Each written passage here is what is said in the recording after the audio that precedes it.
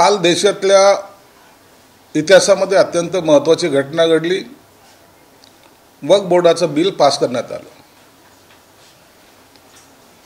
हे जे बिल आहे, आमची अपेक्षा होती की काही जास्त विरोध न होता हे तातडीनं मंजूर केलं जाईल.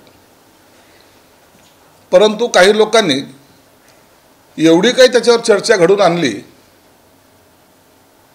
की आता मुसलमानाचं काय होईल आणि आपले मताचं कसे जुळवाजुळवी करायची, या दोन गोष्टी धरून रात्री जवळपास 2 वाजेपर्यंत त्याच्यावर चर्चा चालली.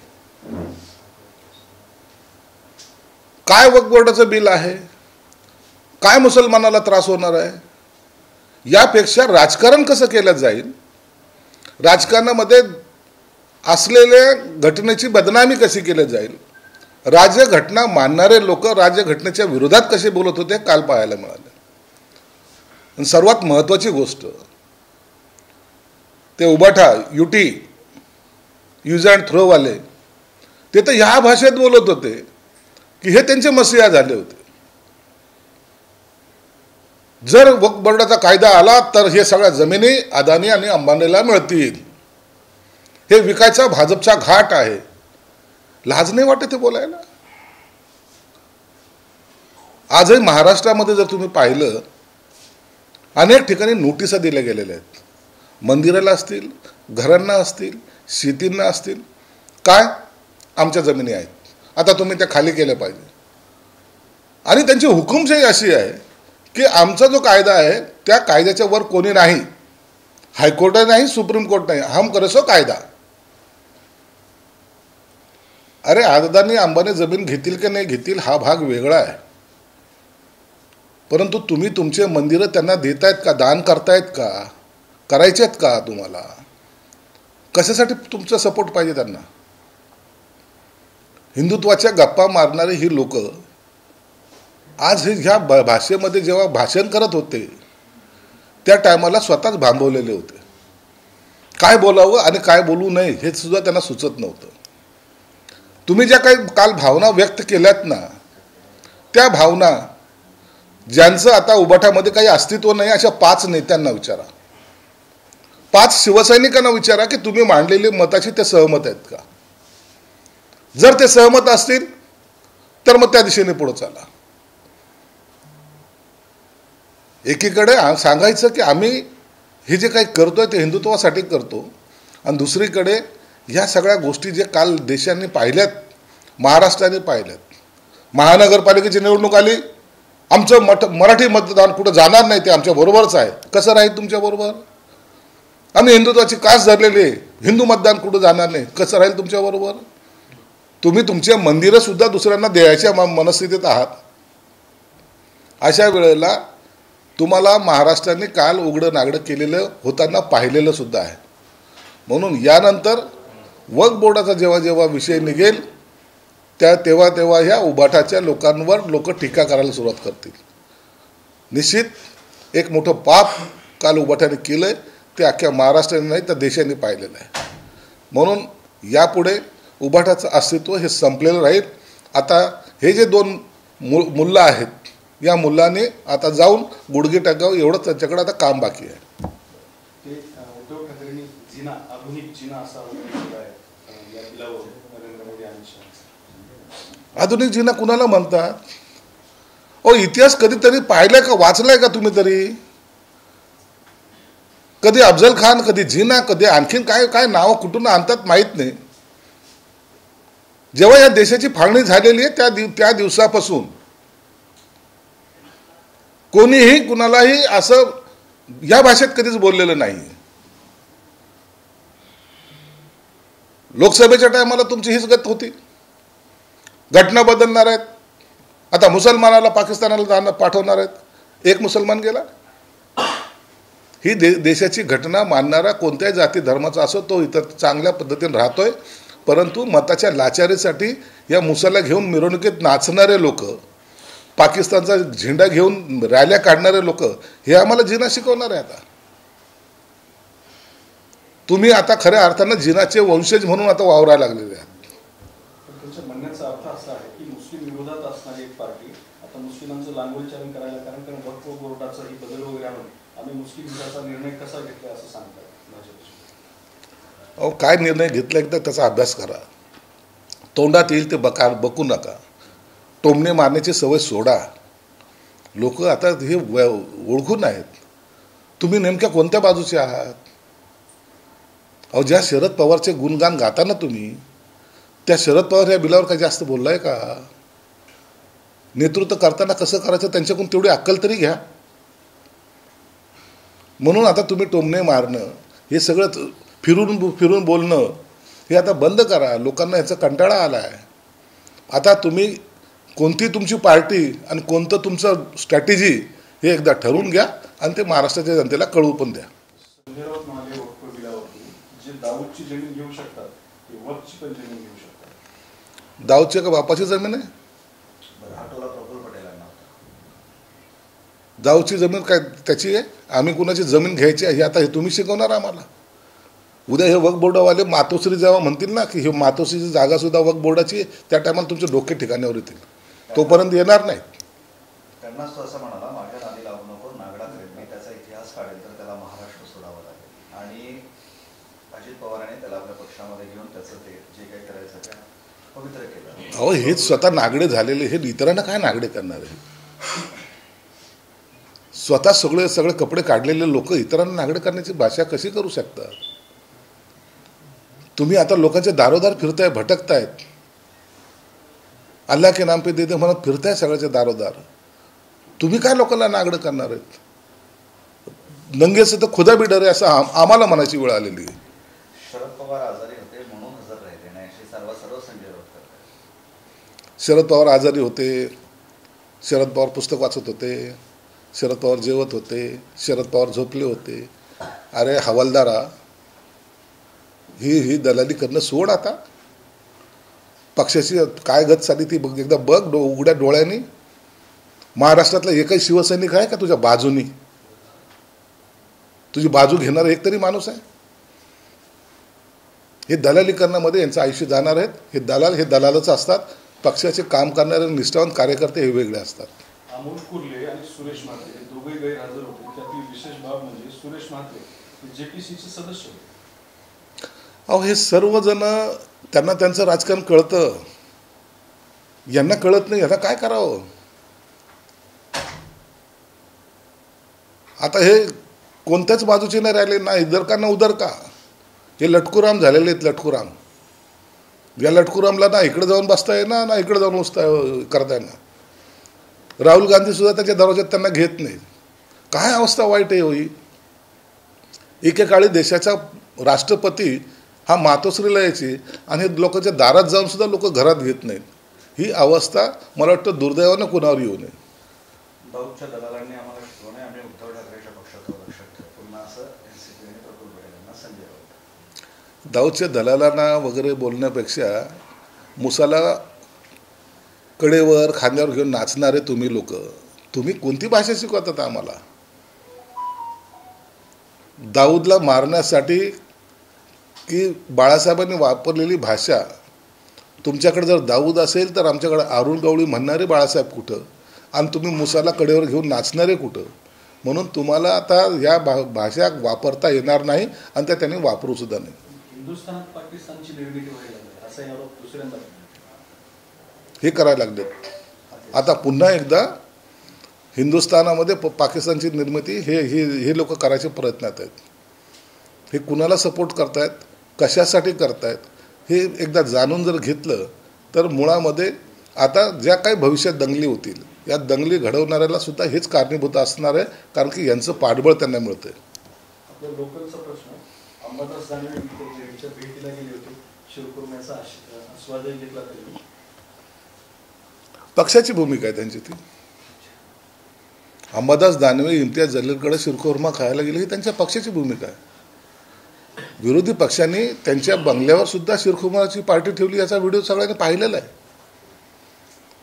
म्हणून त्यांनी काय काय केलंय आता त्या गोष्टी इथं काढणं योग्य नाही. कुणाचं चारित्र्य हनन करणं हे मला योग्य वाटत नाही. म्हणून आता ते शिरखुर्माची पार्टी त्यांच्या बंगल्यावरही होते, म्हणून तिथे खायला काही लोक गेले होते, म्हणून हे लोकांकडे खायला गेले होते. आता काही कोणी युती सोबत नाही महायुतीसोबत नवा वाटणार आगामी निवडणुकीसाठी शोध सुरू आहे असं काही वाटतं? आता यांना भविष्यामध्ये MIM आणखीन काय दुसरे असतील त्यांना बरोबर घेऊनच इलेक्शन लढावं लागणार आहे. त्यांना याची जाणीव झालेली की शरद पवार साहेब त्यांच्याबरोबर नाहीत. त्यांना ही जाणीव झालेली की काँग्रेस त्यांच्याबरोबर नाही. आता जर या वक्फच्या बिलावर यांची कुठेही अशी चर्चा झालेली सुद्धा दिसत नाही. म्हणून अकिला चलोरेच्या ऐवजी आता जर OAC बरोबर आला तर कमीत कमी काहीतरी आपण टिकू असं कदाचित त्यांचा अंदाज असेल. आणि हे सर्व करण्याला पुन्हा त्यांचे संजय राऊत सारखे दिग्गज नेते आणि मग ते उर्दूमध्ये काय बोलणारे बाकीचे नेते आहेत त्यांच्याकडे ते पायगडं घालतील. आणि आश्चर्य वाट्यासारखं काहीच नाही. एक दिवस OAC हा मातोश्रीवर येईल जरूर. त्या दोघांचं भांडण सुरू आहे ते चंद्रकांत खैरे आणि अंबादास दानवे. ते खैरे पुन्हा थैथाट करतायत की तुम्हाला विचारत नाही, मला बोलवत नाही, मी शिवसेना उभारली उभी केली वगैरे. खैरेंनी खऱ्या अर्थानं माझे जरी ते विरोधक असले तर पक्षाचं काम त्यांनी केले मान्य करायला पाहिजे. आणि अंबादास दानवेसारखे लोक आता त्याला अचानक झालेला धनलाभ जो आहे ना विरोधी पक्षनेता म्हणून त्याच्याबद्दल त्याला असं जो काही घमंड चढलेली ना त्यामुळं पक्ष हा वादात त्याची झालेली या जिल्ह्यापुरती तरी. कधी काळी इथं शिवसेना मजबूतीने उभी राहिलेली होती. आज एकही ग्रामपंचायत त्यांच्या ताब्यात नाही आहे. नगरपालिका नाहीत. महानगरपालिका सोडूनच द्या. पुन्हा एकही शिवसेनेची सीट उबाठाच्या इथं निवडून आलेली नाही. म्हणून झिरो असलेला इथलचा सगळा कारभार हा कुणामुळे झाला याची खतखत ही खैरेने बोलून दाखवलेली. जेव्हापासून ते जिल्हाप्रमुख झाले त्यापासूनचा कालावधी जर असा सगळा पाहिला तर हा आलेख सर्व पडताना दिसतोय. परंतु आता त्याचा अंत कुठेतरी होण्याची वेळ आलेली म्हणून खैरेंनी त्यांच्यावर केलेलं ते विधान होतं. खैरेवरती आणखी एक आरोप झालेला आहे तो म्हणजे विधानसभा निवडणुकीमध्ये चंद्रकांत खैरेंनी तुम्हाला मदत केली असा तुमच्या विरोधात लढलेला एका उमेदवाराने आरोप. जर खैरेने मला मदत केली असेल तर मी त्याचे आभार मानतो. परंतु भविष्यामध्ये जर ज्या घटना घडणार होत्या अचानक आले, तिकीट दिले, पैसे घेऊन तिकीट देणे आणि त्यांनी पक्ष सोडणे याचा अर्थ तुम्ही समजून घ्या की हे लोक टिकणारे नव्हते. हे खैरेला जर जाणीव झाली असेल आणि त्या अर्थानं जर त्यांनी माझी मदत केली असेल तर मी त्याचा आभार मानतो.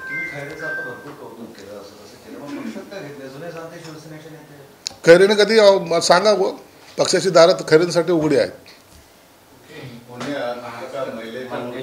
ही चर्चा आता फार कमी झालेली कारण ज्या रुग्णालयामध्ये उपचाराला गेली होती ती महिला ती बायको होती आमदाराच्या पिढीची आणि ते हॉस्पिटल उभं राहिलं ते सरकारच्या अनेक अनुदान आणि त्या ठिकाणी नॉर्म्स नियम आहेत की अनुदान सरकारची जागा सरकारची जर घेत असाल गोरगरिबांना त्या ठिकाणी मोफत तुम्हाला उपचार करायला लागतील.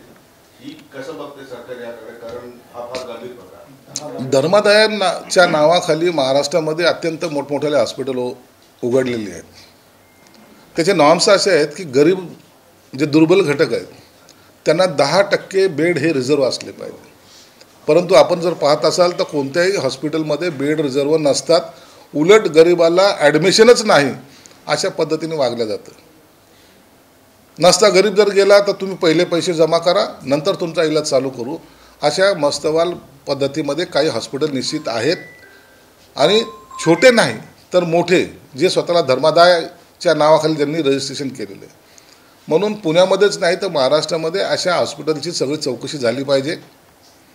यांनी या वर्षभरामध्ये किंवा 2 वर्षामध्ये या कालावधीमध्ये किती गरिबांचा इलाज केलेला आहे आणि त्यांच्यासाठी राखीव असलेले बेड कोणते याचा आढावा सुद्धा घेणं गरजेचं आहे. बँक कर्मचाऱ्यांनी म्हणजे मनसेच्या विरोधात एक पत्र दिलंय गृहमंत्र्यांना आणि त्यांनी जी मारहाण झाली मनसेकडून मराठीच्या मुद्द्यावर संरक्षणाची मागणी केली की आम्हाला संरक्षण द्या. बँक ऑफिसर्स असोसिएशननी मागणी गृहमंत्र्याकडे केली आहे. मुद्दा हिंदी बोलण्याचा. बँकेच्या कर्मचाऱ्यांनी जर मागणी केली असेल त्यांना संरक्षण जरूर दिलं जाईल. परंतु याचा अर्थ असा नाही की त्यांनी महाराष्ट्रात राहून मराठी बोलू नये. त्यांनी मराठी बोललं पाहिजे. मराठी भाषा मातृत्व भाषा इथं ते वापरली गेलीच पाहिजे. आणि हिंदी में बोल रहे असं जर कोणी उर्मटपणे वागत असेल तर त्याच्यावर सुद्धा कारवाई केली जाईल. राज ठाकरेंचा दुसरा मुद्दा मुद्दा असा की कबर उकरून काढण्याचा मुद्दा सगळ्यात आधी तुम्ही उचलला होता. राज ठाकरेंनी कबर उकरायची नाही असं सांगितलं, पण दुसरा भाग असा की क्रांती चौकापासून कबरीपर्यंत बॅनर लावले त्याने की कबरीकडे असं आहे. मराठ्यांना हरवण्यासाठी आलेला इथं काढलं. भाषणातला आशय असा होता की तो इथे काढला गेलाय तर ही कबर बघूया. बघ आता कुणाला कसा इतिहास कळतो आणि कोण कशा पद्धतीने मांडतात हे महाराष्ट्राचं दुर्दैव आहे. छत्रपती शिवाजी महाराजांचा अंत कधी झाला, छत्रपती संभाजी महाराजांचा अंत कधी झाला, औरंगजेबाचा अंत कधी झाला, तो कुठं झाला आणि तिथून तो इकडं कसा आला, हा सगळा इतिहास पहिले जाणून घ्या. ज्यांना इतिहास माहीत नसेल तर त्यांनी वाचलं तर पाहिजे. आमचं स्पष्ट भूमिका अशी आहे की ज्यांनी हा छळवाद केला तो मेल्यानंतर सुद्धा इकडे येऊन त्याला जेव्हा पुरल्या गेलं आणि समोरच शहाजी महाराजांची गडी आहे, शिवाजी महाराजांचे वंशज तिथं आहे, राजाराम देवरायसारखा राजा इथं राहून गेला आहे, त्या ठिकाणी त्या कबरीचं मुद्दा म्हणून आम्हाला डिसवण्यासाठी कशाला पाहिजे. आम्हाला ते बोचता येते, आम्हाला ते टोचता येते. ज्यांनी छळ केला संभाजी महाराजांचा, छत्रपती संभाजी महाराजांचा, ज्यांनी नखं काढली, सगळं इतिहास सर्वांना माहिती आहे. आणि तो आमचा इतिहास माहीत असताना ती कबर आम्ही का पाहावी हा आमचा प्रश्न आहे. आणि तुम्ही जर बाण दाखवून इकडं औरंगजेबाची कबर आहे असं म्हणत असाल तर का त्या मुडद्याला पुन्हा कबरेतून काढून वर आणून त्याला दाखवताय तुम्ही. त्याच्यावर नाचायला कधीतरी जाणार. एवढी स्पष्ट भूमिका आमची. तरी यांना राजकारण करायचं असेल त्यांनी करावं, परंतु तिथे औरंगजेबाची कबर नको ही आमची पहिली भूमिका होती. आजही आणि उद्याही राहील. अजित पवार बद्दल इंटरजनरल आरोप केला की अजित पवार शिरखुर्मा खायला गेले तर सांगतात की मुसलमानांना कुणी हात लावणार नाही, मी इथं आहे. मात्र वक्फच्या विरोधात मात्र त्यांनी त्या ठिकाणी मतदान केलं. दुपट्टी भूमिका अजित पवारांची. म्हणजे तुम्ही काही केलं, तुमचा शिरखुर्मा खाल्ला म्हणजे तुम्ही काही करायचं आणि आम्ही ऐकून घ्यायचं. अरे हे कोणताच नागरिक सहन करणार नाही. संस्कृती बाळगणं किंवा संस्कृतीचा एकमेकाचा आदान प्रदान करणं हा भाग वेगळा आहे. आमचे काही मित्र मुसलमान नाहीत का? आम्ही शिरखुर्मा खात नाहीत का? आम्ही पण खातो. पण याचा अर्थ असा होतो का तुम्ही मंदिरावर कब्जा करायचा, तुम्ही कुणाच्या शेत्या बळकवायच्या, तुम्ही लोकांची घरं बळकवायची, त्यांना नोटिसा द्यायच्या? असं नाही होत ना. म्हणून जशी कृती कराल तसं तुम्हाला त्याचं प्रत्युत्तर मिळेल हे आम्ही तुम्हाला दाखवून देऊ. आशिष शेलारांना चंद्र पवार त्या दोघांची भेट झाली, त्या भेटीमध्ये राजकीय चर्चा झाल्याचं सांगितलं जातं. काय वाटतं? वडेट्टीवार बेचैन आहे. काँग्रेसमध्ये आता त्यांच्याकडे राहिलंय काय? आता एक वडेट्टीवारच ना, ते बेचैन आत्मा आहे ते. आता काय करणार? आता हे सगळे लोक आता काळाच्या ओघात आता पडद्यामागं चाललेले आहेत. करणार काय? म्हणून वादग्रस्त विधानं करणं आणि कधीतरी कसं तरी आपल्या फ्लॅशमध्ये राहणं हा त्यांचा उद्योग राहिलेला आहे. शिवसेनेत येणार होते काहीतरी ऐकलं होतं मध्यंतरी आम्ही. कुठल्या पक्षात जाणार होते काय? थोडं वेळ वाट पहा थोडी. हे जे बोलतायत ना हे सगळ्यात पहिले येणार आहेत. हे बाकी मी पहिले केलेलं आहे, आजही सांगतो तुम्हाला. यांची यादी मोठी आहे, पण योग्य त्या वेळेला त्यांचा प्रवेश सुद्धा होणार आहे. टायगर हंटच्या बाबतीत टायगर हंट मिशन होतं, त्याबाबत आम्हाला जाणे असं म्हटलंय की यांच्या हाती 2-4 कोले कुत्रे लागले म्हणजे टायगरच्या हंट करताना. तू कोणत्या पक्षात जाऊ नको रे बाबा. तू उभाटात राहा. अंबादास दानवेला सांगेल तू फार निष्ठावंत माणूस आहे, तू कोणत्या पक्षात जाऊ नको आणि मुळात एकनाथ शिंदे साहेबाला भेटूच नको. भेट झाली का? आता त्या अंधारातल्या गोष्टी मी उजेडात सांगत नाही, परंतु तू तेवढं कळ, जर असा कडवटपणा जे आहे ना असा दाबून असा दाखव, नसा उघड छातीने आम्ही जसं केलं ना तसं करून दाखव. अर्जुन खोतकरांविरोधात लढा उभारण्याची वेळ आली असं अंजली दमाने म्हणाले. त्यांचा जो जालन्याचा कारखाना आहे अर्जुन शुगरवाला, त्याच्यात घोटाळे झाल्याच्या आरोपावरून त्यांनी असं मागे त्या अर्जुन खोतकरांच्या त्या कारखान्यावर ईडीची धाड सुद्धा पडली होती. त्याच्या चौकशा पण चालू होत्या, आजही त्या चालू आहेत. म्हणून दमनेंनी काय बोललं त्यापेक्षा चौकशी कोणत्या थराला आहे किंवा कोणत्या स्टेजला आहे ते पाहिलं तर बरं होईल मला वाटतं. आणि तो कायदेशीर लढा अर्जुन खोतकर हे लढत आहेत. राज्याच्या ज्या मुख्य सचिव आहेत त्यांनी काल आदेश काढले आणि त्यानुसार ज्या अजित पवारांकडच्या ज्या फाईल आहेत त्या एकनाथ शिंदेकडे जातील आणि त्यानंतर मुख्यमंत्र्यांकडे जातील. याच्यावरून असं दिसतंय की एकनाथ शिंदे आता उपमुख्यमंत्र्यात नंबर 1 दिसत आहेत अशा आदेशानुसार. नाही, तो ती पद्धत मुख्यमंत्री एकनाथ शिंदे साहेब जेव्हा होते त्या टायमापासून चालत आलेली. एकनाथ शिंदे साहेबांनी सुद्धा हीच पद्धत अवलंबली होती. अजितदादांच्या खात्याच्या फायली हे देवेंद्र फडणवीस साहेबांकडे जायच्या आणि देवेंद्र फडणवीस साहेबांकडून ते एकनाथ शिंदे साहेबांकडे यायच्या. म्हणून याच्यात काही नवीन गणित केलेलं नाही. आणि त्या मानानं मुख्यमंत्री पदावर राहिलेला माणूस जर उपमुख्यमंत्री झाला तर तो 1 नंबरच असतो. त्याला 1 नंबरचाच उपमुख्यमंत्री मानलं जातं. जसं देवेंद्र फडणवीसांना मानलं जात होतं त्याच पद्धतीने एकनाथ शिंदे साहेबाला मानलं जातं. म्हणून एवढा काही बदल असा नाही झालेला नाही. तर ही काम करण्याची पद्धत ही त्यांनी नेमून दिलेली. अजितदादा का एकनाथ शिंदे भाजपच्या जवळच्या हा मुद्दा मागे चर्चेला गेला. त्यामुळे आता शिंदेचे अधिक भाजपच्या जवळ नाही, ही स्टेप आहेत, ह्या स्टेप आहेत. एकनाथ शिंदे हे 1 नंबरचे उपमुख्यमंत्री, 2 नंबरचे अजितदादा हे सर्वांना मान्य आहे. आणि ह्या युतीमध्ये त्याच्यामुळं काही बेबनाव होणं किंवा इतर काही भांडणं होणं अशातला काही भाग नाही. हे सगळे एकजुटीने काम करत आहेत. तुम्ही आता सगळं पाहतायत, मिटिंगा होत आहेत. दोन्ही उपमुख्यमंत्री आणि मुख्यमंत्री बसून मिटिंगा घेत आहेत आणि चांगले निर्णय घेत आहेत. त्याबद्दल मला कल्पना नाही, पण युतीमध्ये आम्ही सर्वजण एक आहोत. पद्धत जुनीच होती, पण मग गेली 3-4 महिने बंद काय ठेवली? नंतर जेव्हा शिंदे नाराज झाले तेव्हा पुन्हा नव्यानं सुरू करावं. नाही, तसं काही नाही आहे. अधिवेशनचा काळ होता. अधिवेशनच्या काळामध्ये आजही तुम्ही हाऊसमध्ये जरी पाहाल, सभागृहामध्ये मुख्यमंत्र्याच्या बाजूला उपमुख्यमंत्र्याचे म्हणून एकनाथ शिंदेची चेअर आहेच. प्रत्येक ठिकाणी विधानसभेत असेल, विधान परिषदेमध्ये असेल. आणि म्हणून ती जो काही नंबर जो असतो तो कधी चेंज होत नसतो. सल्ला दिलेला आहे की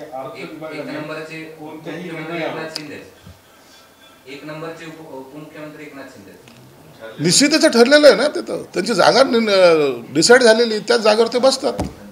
फडणवीसांनी अजित पवारांना सल्ला दिला की अर्थ विभागाने कोणत्याही निर्णयाच्या धोरणावर टिप्पणी न करता केवळ आर्थिक बाबीच तपासाव्या. अर्थ खात्यामध्ये अनेक विभागाच्या जेव्हा फायली जातात त्याच्यावर ज्या टिप्पणी केल्या जातात त्याच्यामुळं जो फायलीचा प्रवास आहे तो लांबला जातो. पुन्हा ती डिपार्टमेंटला जाणं, पुन्हा त्याचे सर्व पूर्तता करून पुन्हा येणे, पुन्हा काहीतरी टिप्पणी येणे, याच्यामुळे जो का फायलीचा प्रवास वाढतोय तो एकच वेळेला त्याच्यात तपासून तातडीने त्याच्यावर निर्णय घेणं असा आदेश मुख्यमंत्र्यांनी सर्वांना दिला, अर्थ खात्याला दिलेला आहे. आदित्य ठाकरे पाण्यासाठी छत्रपती संभाजीनगरमध्ये मोर्चा करणार आहेत मोठा. अरे वा, आम्ही त्यांचं स्वागत करतो. आधी अरे ते उन्हाळ्यात यायला लागलं म्हणजे काय, किती तासासाठी येतं हे फक्त विचारून घ्या.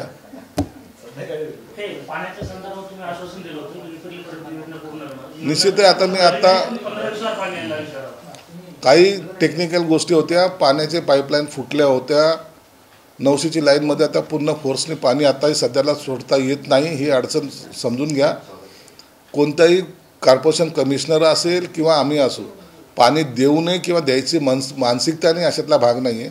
परंतु ह्या टेक्निकल उन्हाळ्यामध्ये जे काय पाईप फुटत आहेत त्यासाठी आजच आम्ही दुपारी त्या लाईनवर सुद्धा जाणार आहोत. आणि आता परिस्थिती सुधारत चाललेली, पाणीचा चांगला प्रवाह शहरात यावा हा जो प्रयत्न आहे आमचा तो आता तातडीनं पूर्ण होण्याच्या दिशेने आहे. अपयश नाही आहे. टेक्निकली काही बाबी असतात, काही पाईप फुटलेले आहेत, काही फुटत आहेत. आणि तिन्ही लाईन 1400ची लाईन, 900ची लाईन, 700ची लाईन अशी जवळजवळ असल्यामुळं एकाच साईडला, त्याच्यामुळं जो काही घडी पाईप फुटत आहेत त्याच्यावर आता सर्व बाजूने काम चालू आहे. आणि मला वाटतं तो पाण्याची दिक्कत येणार नाही. 1-2 दिवसामध्ये पाणी कंटिन्यू सुरू राहील. जयकुमार गोरेंनी एक आरोप केला की बीड सारखाच कट माझ्या विरोधात करण्याचा डाव होता. कटात अनेक जण सामील होते आणि आधीच माहिती पुरावे मिळालेली आहेत, त्यामुळे हे सगळं प्रकरण झाल्यावर हा सगळा विषय माध्यमांसमोर म्हणजे त्यांना अडकवलं. जयकुमार गोरेंना अडकवण्याचा प्रयत्न निश्चित झाला होता. तुम्ही पाहिलं असेल काही दिवसानंतर 30 महिला पैसे घेताना पकडले गेलेले. आणि त्याच्या मागे जे काही हात होते, रोहित पवारचं नाव मुख्यमंत्र्यांनी स्वतः रोहित पवार आणि सुप्रिया सुळेंचं नाव हे सभागृहात घेतलेलं आहे, अधिकृतपणे रेकॉर्डवर घेतलेलं आहे. म्हणून याच्या मागे ते निश्चित होते आणि त्यांनीच हा कट रचला होता. म्हणून याची सर्व छानबीन आताही चालू आहे. आणि जयकुमार गोरे हे त्याचा पर्दाफाश जरूर करतील. स्थानिकचा प्रश्न आहे. 8 एप्रिल रोजी जे आहे त्या आंबेडकर कृती समिती विद्यापीठावर मोर्चा काढणार आहे कुलगुरूंच्या विरोधात. ते आंबेडकर जयंतीला विद्यापीठाच्या कुलगुरूंनी नकार दिलाय. विद्यार्थी कल्याण समितीकडून जयंती साजरी व्हायची त्याला नकार दिलाय. 12 दिवस काही उपक्रम चालायचा तो न करता आता 2-3 दिवस विद्यापीठात ते कार्यक्रम करणार आहे. त्याच्यामुळे आंबेडकरी संघटना नाराज आहे. नाही तसं तर काही नाही. माझ्याकडे जो काही त्यांचा प्रोग्राम आलेला आहे आत्ताच हा खाजगी कार्यक्रम विद्यापीठाचा कार्यक्रम आहे. नकार दिलेला खाजगी असेल तर त्याची चौकशी केली जाईल, पण विद्यापीठाने 7 दिवसाचा कार्यक्रम घेतला. निश्चित त्याची माहिती घेतो आणि जर तो कार्यक्रम करायची इच्छा असेल तर निश्चित केला पाहिजे. प्रत्येकाने आंबेडकर जयंती त्याच्या पद्धतीने साजरी करण्याला कोणी थांबवणार नाही. सुभाष देसाई पालकमंत्री असताना औरंगाबादचा डीपीसी आराखडा वाढला होता, पण त्याच्यानंतर सगळ्या पालकमंत्र्यांना तो डीपीसी आराखडा काही वाढवता येत नाही. 5% 10% वर वाढ होत नाही. काय नेमकं कारण? आराखडा डीपीसी आराखडा आता या वर्षी फक्त 30 कोटी रुपये वाढले.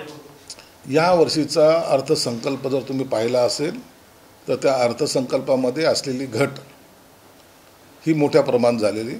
अनेक योजना सरकारने कार्यान्वित केलेल्या आहेत. त्यामुळं त्या योजनेला पैसा जो पुरवावा लागणार आहे त्यामुळं हे सगळ्यांचेच संभाजीनगरच नाही महाराष्ट्रातील सर्व जिल्ह्याच्या ह्याला कट हा बसलेला आहे. आणि त्यामुळे हा अर्थसंकल्पामध्ये आता या वर्षी मोठी वाढ तुम्हाला दिसून येणार नाही.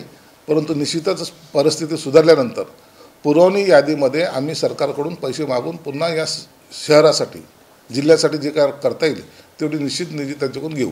7,000 कोटी तर तुमच्या खात्याचा तो कट बसला आहे, त्याच्यासाठी तुम्ही मुख्यमंत्र्यांना भेटणार असं सांगितलं होतं. मुख्यमंत्र्याला मी भेटलो, अधिवेशना काळातच भेटलो. त्यांना माझं निवेदन दिले.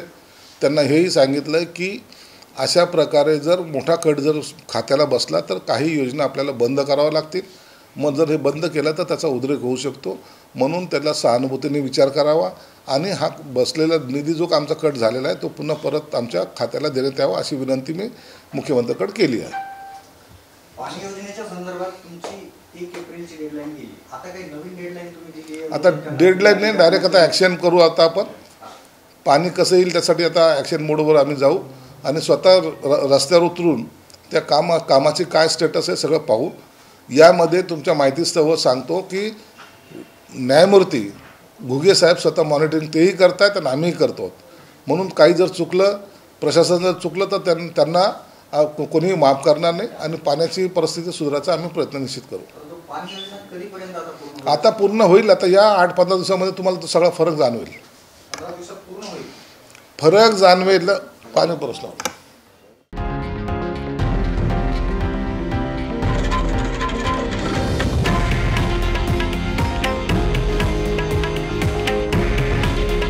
हे आहे देशातील नंबर 1 न्यूज नेटवर्क आणि आपण पाहत आहात TV9 मराठी. काळजी तुमची, हित महाराष्ट्राचं.